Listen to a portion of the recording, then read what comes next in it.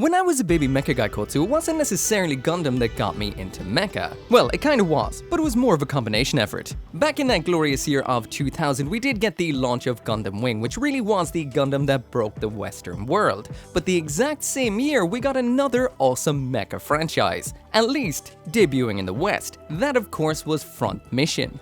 Even though pretty much a quarter of a century later I barely remember the game at all, something always stood with me, and that is just how awesome the wanzer designs were. So, as someone who absolutely loves model kits, I've always wanted a Front Mission model kit, but they've never really been there until recently enough. Over time, Square Enix has released a few, mainly tiny small ones that you do have to paint out of box. I've often thought of grabbing a few and giving them a go, but they went and released this right here. This right here is the Front Mission Structure Arts Plus, a 1/48 scale version of the Zenith V, and at 1/48 scale it does mean it's larger than the previously released structure arts that don't come in color. And you can probably guess where I'm going with this right here, right now. This is molded out of box in color. So super excited, I had to get myself one, and I got mine right here through those awesome people at Bai. So if you do want one of your own, I will throw a link down there in the description. This does retail at the $90 zone if you can grab yourself one at retail price, which does mean it is a little bit more expensive than something like gunpla.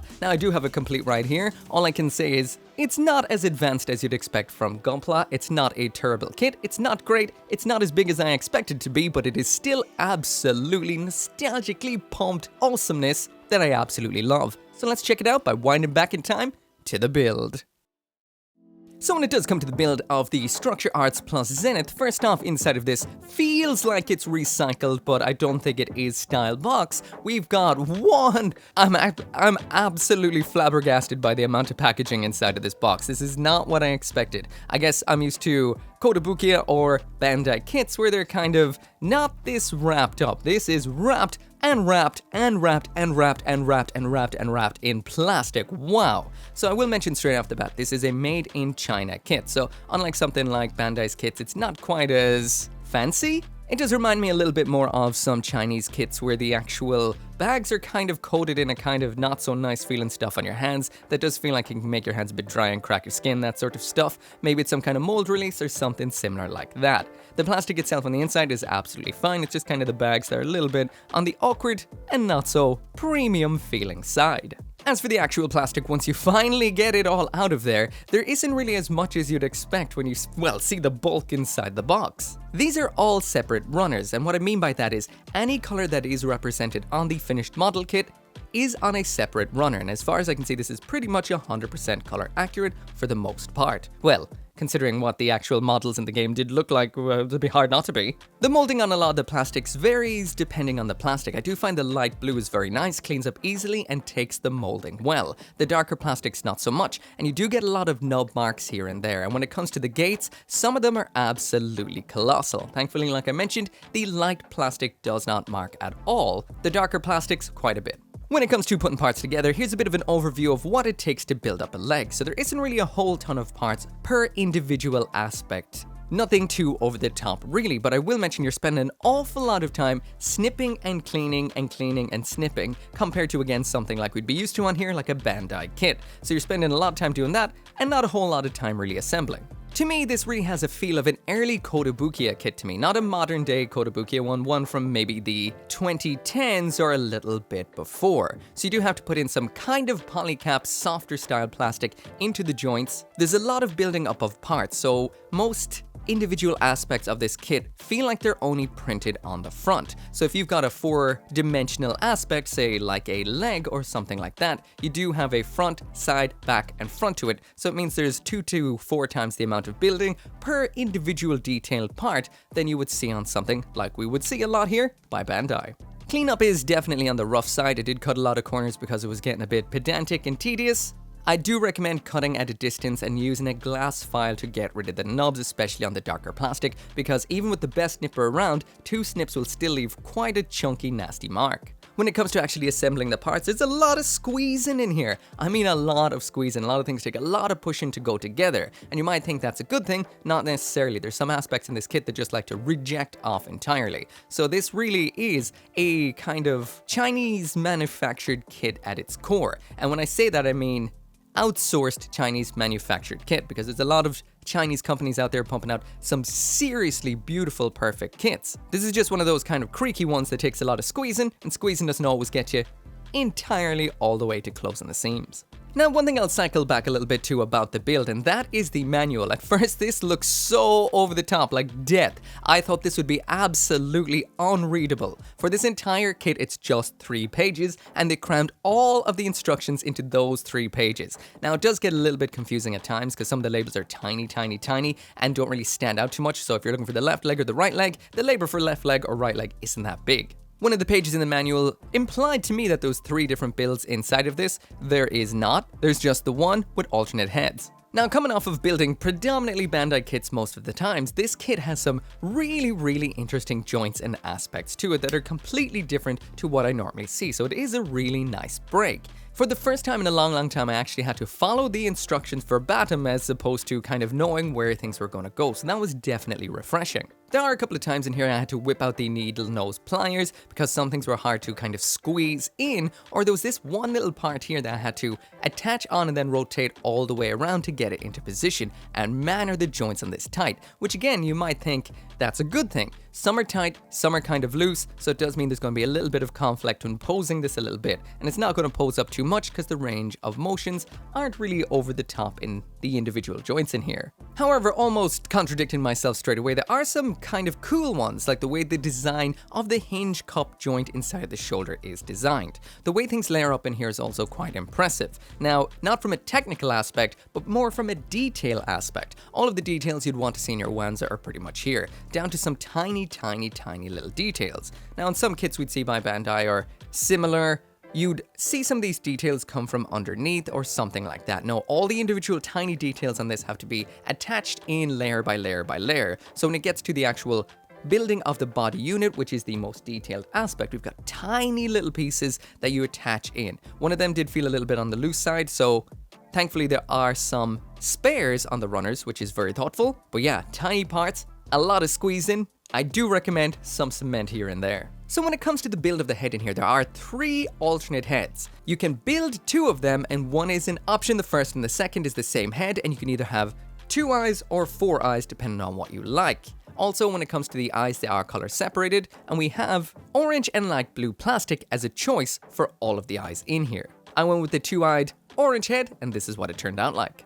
Anyway, once it was done, final assembly time, everything snapped together fine, nothing fell apart while assembling it, which is always good. There's a lot of squeezing involved here and there. I do feel a couple of loose aspects already, but overall I am quite impressed. I like the build. I don't know if I'd be in a rush to run back and build another one, and this right here is what I got in the end, so it's time to jump right into the aesthetics.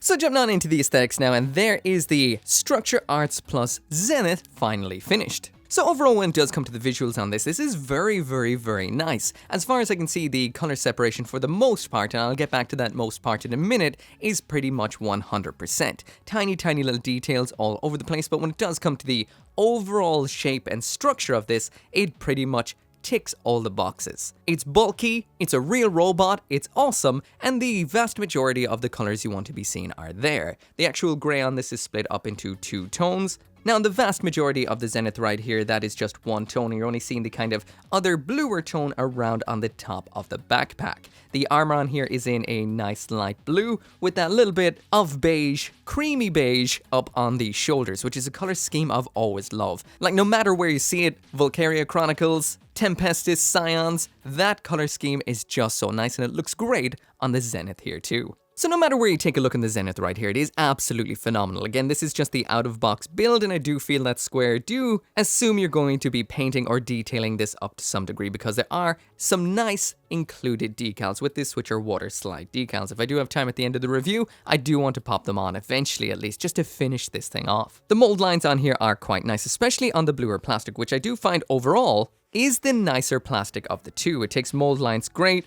When you nip out, you don't really get too much in the lines of nub marks, and they are super easy to clean up. It is a very almost hard plastic, so it takes a lot of sanding or filing to remove a nub mark on here. And speaking of which, sometimes you're going to get some that are pretty lethal anyway. So when it comes to the model kit sins, aka the nubs, seams, and molds, this has all of them in quite an abundance. So there's a bit of a nub mark right there. If you even use a god hand or anything like that, nip twice carefully, you're still going to get little dots and notches everywhere. So I recommend cutting from about 1 millimeter away and sanding them away again. It is a very hard plastic, so that takes a little bit of time. Also, the seams can be fairly critical in some aspects because the parts don't necessarily push together all that well, as you can see in the upper leg right there. And some parts are actually hilarious, like the head here. Whenever I squeeze it, it just kind of tends to push off even further, like it's got a spring-loaded mechanism, but no, it's just kind of rubbery plastic bouncing off itself due to its own kind of tightness. The tiny minuscule details in here are quite nice. Again, you do have to cut them all out individually and attach them into the surface. Some of them attach well, these yellow ones, or should I say beige ones, not so much. I did have to actually leave a little bit of a nub on the length of these in order to make sure they held in there. Otherwise, they were quite loose and they had a risk of falling out. And speaking of falling out, again, just another kind of comment on this kit's kind of hard plastic. This, well, what can I say? The parts are just holding on quite well, but if you drop this, this will shatter like glass. The parts are just almost held on with a kind of rubbery, hard plastic potential energy that they're almost elasticated, ready to just eject everywhere. I dropped this part right here and lost these 2 bits instantly. They just flew right out like bullets. Thankfully, there are spares on the runner. So popping it right down beside the art, and a little while ago I did say the blue plastic is nice for the most part, but as you can see, compared to the actual art of this, it's not really as detailed. It has a little bit of a kind of grey urban camo going on that, so if you want an urban camo, you will have to do that yourself. I kind of see this kit right here more as what this particular wanzer would have looked like rolling off the production line. If you want that paint on there, you're going to have to camo it on there yourself. A lot of these decals you're seeing on here we do have on the sheets, so we'll be taking a look at those. But I feel that art is a little bit too much to pair this up against. Here is a bit of an image of what a wanzer, or should I say a Zenith wanzer, looks like in front mission. So as you can see, the comparison the last time was a little unfair. This is very detailed, looks great, and it's pretty cool. Zooming on into the head here, and I'm getting a little bit of a Full Metal Panic kind of vibe off it. See if I can kind of angle that a little bit better so you can see into it. So we have 2 colors of eyes in here and 2 different eye versions for using, so there is a lot of options, as well as a full alternate head we'll take a look at in the instructions. So the eyes here are in orange or blue. I went with the orange because it would pop a little bit more, and they are fully color separated, which does look very nice. Now I will mention there was a wicked mold line down the side of the head. You can kind of see the nub there of it, but I cleaned it up because I can't really, I'll let mold lines go in some places. I can consider it almost in-universe manufacturing leftovers in a kind of way, but not up in the head. A bit of a cope, I guess. But anyway, there's that full 360-degree spin, just so you can see everything for yourself in case I forgot to mention anything. There's a lot of nice elements of detail on this. No matter where you look, there's some really nice molded details. So if you do like to hand paint or even add battle damage or anything like that, this is a perfect canvas for doing so on it. If I do get the time, my plan is to just pop some decals on this, top coat it, and then add some battle damage on top of that and kind of keep the overall color of the model kit still available to be seen, because it is a fully colored version. There is non-colored versions that are a smaller size out there by Structure Arts I've never tried, so if you want something for painting that's very small, you can go for those. Now, one thing I will say is, one of the most important questions when it does come to model kits is, well, how actually big is this thing? And the answer, at least for me, is disappointingly small. I thought it would be a little bit bigger based on the box size. Now, I never calculated the 1/48 wanzer size in centimeters, which would have made sense, but it is only about the size of a high-grade gunpla, like you can see on the left. So what's on the right-hand side is a master grade, so it's more akin to the size, height-wise, as a high grade. But when it comes to mass, maybe a little bit more similar to the master grade, but definitely not as detailed as the 3.0 right here. And speaking of detail, there's the real grade 2.0 beside it as well, just so you can see the kind of size between everything there. Next up, a perfect grade Gundam, that is the perfect grade Unleashed. And finally, beside of one of Bandai's 30-minute missions armored core kit. So as you can see, it's in and around the size of that, but again, mass-wise, this is a very heavy, dense plastic kit in comparison. So jumping on into the accessories, and one place this kit does not disappoint is in the accessories department. This thing comes with a literal little armory. We've got a shotgun and a rifle, 2 melee weapons, 2 shields, 2 shoulder missile units, a bazooka, 2 more optional head aspects as well as the one we have for a total of 3, a grand total of 6 hands in total, and a whole bunch of adapters for attaching the stuff onto the Zenith itself. First up in here when it comes to the hands, we've got 6 in total, so that is 3 options left and right. The mold on these is nice, especially in the palm right there. As you can see, these are in the exact same grey as the mechanical inner parts of the unit itself. There's the rear, back of them, so grey on both sides, and overall pretty nice. The attachment of the hands in here is ball joint. It's very tight, so there's a little bit of a click when it pops on in, just like so. And swapping them is just as simple as popping the one you don't want in, and swapping them is exactly the same. Just pull it off, stick it in. In here we do also have alternate head options, so this is the one that's been on the whole time. Popping this off just involves popping the head off like so. The neck joint does come with it, which is a little bit irritating. The full alternate head then just attaches onto the neck joint and back on in, just like so. So that right there is the alternate head, and as you can see, it does have eyes in behind that visor. I went for the orange, mainly because I did drop this while building it, and the blue just shot off, as this kit tends to do, so don't drop it. The parts are kind of allergic to each other. Also, for this particular head right here, there is the option of blue eyes or the 4-eyed version. So now moving on through the weapons, and first off we have the shotgun that is, well, actually, the name of this, the Papal Auden by the looks of things, is printed right on into the side, so that is some incredible detail. It's very simple. It is just 2 parts attached together, so that does mean a seam line does run down the top of it. And we do have this little color-separated shotgun pump section on the bottom. So the next weapon we have in here is this. This is the Diable Avionics FV26 saw. This right here is made out of more parts than the last weapon, so we don't have a seam line in the end because this part is separate. There's a bit of seam running down the top, and we do have a color-separated box magazine section on the side, which can be removed like so and popped onto the other side depending on what hand you do want to pop it into. Besides that, it doesn't do anything much, and once again, it does have the actual weapon's name printed into the side. Again, impressive. The final handheld long-range weapon in here is this, the Limar's Banish. So this is a bazooka. Again, a simple enough design, so both sides of this are just one section, so again, a seam line. The handle is attached in like so, so it does move. It is a little bit of a grippy kind of plastic, so it kind of does this around the place. This side up here, as well as the magazine down here, which is removable, which is pretty cool, but there is no detail.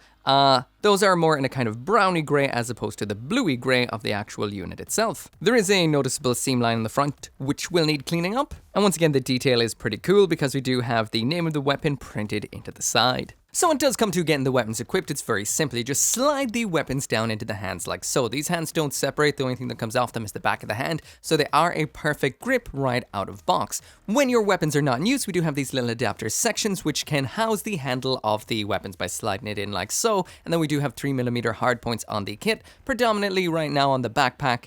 Right here, we can just throw it on like this for storage when the particular weapon is not in use. So when it comes to getting the Zenith right here into a pose, I won't say it's the greatest posing experience ever. This isn't like a Bandai kit where they're designed to be posed and reposed and reposed and kind of moved around in an almost action figure style way to get multiple poses that you enjoy. And it's all a very nice experience. Here, this is very, very model kit that has articulation in order to get it into the pose you want it. Now, you could figurify this definitely if you did just cement all of the non-moving parts while building it, and maybe tighten up some of the joints as well. I did notice that this particular joint for the arm, which raises the arm up and down, is super loose out of box. It's just a tiny design. If I have the footage of it during the build, this is the part that goes in. It's so small to support an entire arm. This definitely needs tightening up. But yeah, if you did glue this all together, you could probably pose it quite a bit, but out of box like this, the articulation feels like it's just to get your pose for finally displaying it in. That's what it feels like, more for display, not for play. However, once you do finally get it into a pose, it does look badass. I just copied the one straight off the box, and it does look incredibly good, and it does hold this one very well because the particular weak joint in the shoulder isn't being put under any pressure. So on top of what we just saw, we do have a bunch of optional equipment in here. First off, we do have melee weapons, which just look like this. In order to attach them, you just pop the bottom section off like so, and it slides down into the hand like this. Simple, effective, and does the job. As for what we have to attach onto these hard points, we've got a 3-pod missile launcher which attaches up top like so, peg into hole, simple as, and then we have a nice shoulder shield which pops onto the shoulder just like so. Now all of these that I've just shown, the melee weapons, the missile pod, and the shield, we have 2 of each of those. As for what you attach onto the forearm, I guess it's up to yourself, there's nothing about it in the manual, but all of these hard points are the same size peg, so you can pop on whatever you want. A shield, weapon mount, whatever. Finally, then we do have a bunch of these right here. These are just a whole bunch of various different kind of mounting aspects. We've got a peg for attaching it onto the unit and a bunch of holes for attaching more stuff onto. We've got two types, one of which has this nice little hinge style aspect, so you can attach the equipment on whichever way you like. So finally now jumping onto the articulation, and when it comes to the overall commentary on the build, it is not really a kit you're going to be posing around all over the place. It does tend to loosen itself up as you move it a lot all over the place, so I do recommend cementing pretty much anything that doesn't move in order to make it a better posing experience. We have a couple of loose joints, that being the one in the upper arm right here, which attaches the arm into the shoulder, and the waist right here is very teetery as well, so those will need tightening up on top of cementing up everything else. Besides that though, let's try and get it into the usual pose. So this is one of those kits that what you get in the end is less than the sum of its parts. There is quite a bit of articulation in a lot of areas like the knee bends, the shoulder motion, as well as the elbow bends, but in the end this kit is such a kind of bulky unit that even when the legs are bent, they don't look entirely different to when they're straight.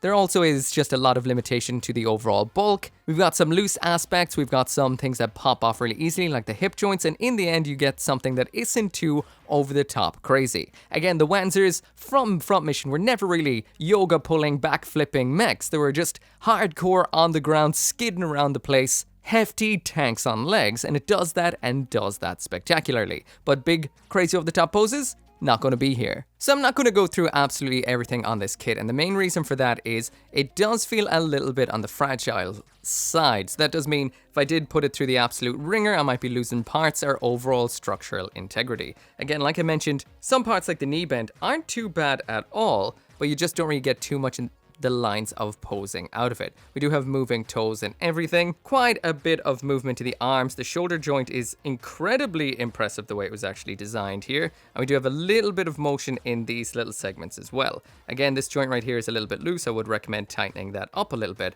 but overall you'll get some basic wanzer style poses, no more, no less. So anyway, that right there is it for the review of the Front Mission Structure Arts Plus Zenith V. This is very old school model kit at its core. Again, it feels to me like a Kotobukiya kit from maybe the 2005 to 2012 range zone. Just it does have a lot more structural integrity than I remembered those kits having. So out of box overall, when it comes to the aesthetics, this is very nice looking. All of the detail you'll want to see is there, and it is a cool resulting kit. I do recommend using the included decals and detailing this up a little bit, maybe getting the camo on there, or at least giving it a matte top coat to make it look a little bit more premium than the shiny plastic. The detailing is nice, tiny, and we've got color separated eyes, which is always nice. This is a wanzer through and through, and just asking for that little bit of battle damage and wear and tear. When it comes to the accessories, this is definitely the highlight of the kit. We've got a ton of weapon options in here, a tiny little armory. All of the weapons are fairly simple at their core, but do what they need to do, and they do look phenomenal. We've got a lot of nice mounting options, and overall everything works out well. Articulation wise, this is not the kit's strongest aspect, but there still is some in here. You're going to get some dynamic poses, and if you did feel crazy enough to make a little squad of these, 3, 4, you will have enough variation between them all so they don't look samey and can be outfitted and posed very differently from each other, just nothing too over the top. Finally, when it comes to the build, this is not a kit you're going to build out of box, throw it down and have a whole ton of fun with. It is a fairly flimsy-ish kit. It's more of a standard model kit than something you would see by Bandai, which you can actually pose and play around with a bit. The actual build put together of it is a little bit on the long-winded side, mainly just because of the cleanup. There's a lot of knobs, a lot of seam lines, a lot of mold lines, and you just spend a lot more time nipping, cleaning, and sanding than actually putting together. If you love that sort of stuff, this is the kit for you, but if you're hoping for a quick, perfect build out of box, it's not quite that, but then again, it's not the worst either. The final word really is, if you're just like me, you love a Front Mission wanzer, the design is nostalgic and awesome, this seems like the best you can do right now, and it is a good model kit. Just don't get it mixed up with something like gunpla, which is really just unbox, build, and you're done. This takes a little bit more time, but it's worth it in the end. Anyway, as always, thank you so much for watching. Make sure to come back for more Mecha model kit reviews, and I'll see you next time. As always, this video right here and every single video I make would not be possible without each and every one of you guys who watches this video, and special thanks at the end of this video right here to those who support on the channel memberships as well as over on Patreon, including Caleb Engelhart, Joe, OG59061, Scotty Thomas, and Simon.